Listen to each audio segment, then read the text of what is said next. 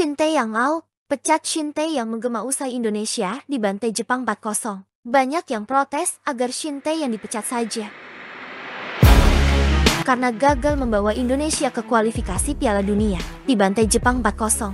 Padahal sebelum bertanding banyak yang mengira mission impossible jika Indonesia menang dari Jepang. Bahkan Spanyol saja kalah 2-1 dari Jepang, apalagi Indonesia. Tapi banyak juga yang menyebut kalau Shin Tae yang sering blunder dalam memainkan tim skuad saat laga bertanding. Kita masih ketemu 3 lawan di kandang di mana kita bisa raih 3 poin. Arab, Bahrain, Cina. Jadi kalau seandainya kita bisa asumsi kalah lawan Jepang, kita sapu bersih itu, tenang. Masih 12, masih masuk lah tuh peringkat 3-4, 12 poin. Masuk. Dan gue setuju Amerika kalau bilang ya nggak ada diskusi lagi. Harus masuk 4 besar. Harga mati. Iya, emang targetnya ya. Gue setuju. Dan kalau seandainya nggak masuk 4 besar, Sintayong pecat. Jadi Koji setuju nih ya, kalau misalnya nggak masuk 4 besar, stay out berarti. Kalau dia berani bereksperimen yang aneh-aneh gitu, ya you have to take the risk. Oke. Kecuali dia memang melakukan segala untuk gue sih, ya jujur ya, yang lawan Cina itu gue sih a big joke line up-nya. Sementara itu Bung Toel lewat Instagramnya, dia belak-belakan mengatakan, STY jika masih punya malu mundurlah. Pilihannya cuma 2, mundur atau dipecat. Orang awam pun pasti paham kalau lawan Jepang kita pasti bakal kalah. Tapi dengan semua extra effort dan gembar-gembor sudah level Asia, kalah telak 4-0. Adakah yang mau sportif, bertanggung jawab atas kekalahan telak ini? Ataukah kita hanya dicekoki dengan pernyataan beda kelas? Mau sampai kapan bicara bola bicara kepalsuan? Terlalu mahal dan buang waktu dan sulit berharap monoton parkir bus ala STY. Sementara pemain naturalisasi terus berdatangan, STY jika masih punya malu maka mundurlah, tulis Toel di Instagramnya. Lebih ke marah. Kemarah? Iya. Kenapa? Sepak bola itu bukan di medsos. Sepak bola itu bukan di ilusi. Bukan di sok keren-keren di medsos. Sepak bola itu harus kenyataan.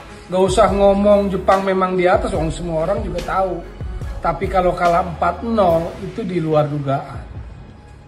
Kalau kalah, saya agak mikir di awal pun, tapi nggak nyangka sampai 0-4 dengan main yang nggak ada organisasinya menurut sih. Saya nggak lihat pelatih itu mau bikin apa, lawan Jepang tuh kayak orang hilang akal. Sepertinya menurut lu kesalahan ini semuanya tertumpu pada STY. Terus mau apa? Hah? Individu pemain ketika kurang ambil naturalisasi. Terus tinggal apa? Kan soal taktikal. Kan dari dulu gue bilang ini kok cuma 1 jurus. Begitu nyerang, bahkan secara sarkas kan gue bilang, akhirnya ujung-ujungnya cuma nurunin Pratama Arhan, suruh lemparan ke dalam. Kan itu yang terjadi tadi, ujung-ujungnya, gitu. Akhir-akhirnya, pergantian ketebak. Gak usah gue lah, temen-temen tadi kan langsung juga teriak. Bentar lagi Vitan masuk, ya bener aja bener Vitan masuk. Tentang parkir bus dan mulai terbuka permainan bagaimana? Babak pertama dia parkir bus, pemain kalau hilang bola turun, bahkan sampai 35 meter di wilayah pertahanan sendiri penuh. Tapi kan enggak. Kecolongan 2 gol. Iya, tetap. Babak kedua agak terbuka. Oke, babak kedua ketinggalan 0-2. Dia memilih bermain berani lebih menyerang, tapi terlambat. Lalu memang bisa lebih menciptakan beberapa kali peluang, sepak pojok misalnya, scrimmage misalnya. Tapi juga kelihatan pertahanan kita juga mudah dieksploitasi. Ya, saya bertanggung jawab tentu dengan prestasi yang dicapai PSSI sampai hari ini, ya. Dan tentu pertandingan hari ini, mohon maaf kalau mengecewakan hasilnya. Saya tahu euforia masyarakat sangat luar biasa, tetapi kembali saya mohon ini belum selesai. Ya, kita masih punya 5 game lagi, ya.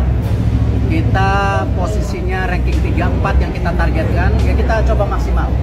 Tapi kembali, tentu ini bukan beban dari pemain atau pelatih, tentu ini beban dari saya bertanggung jawab. Dan saya mohon maaf kalau sampai mengecewakan untuk pertandingan hari ini. Dan saya akan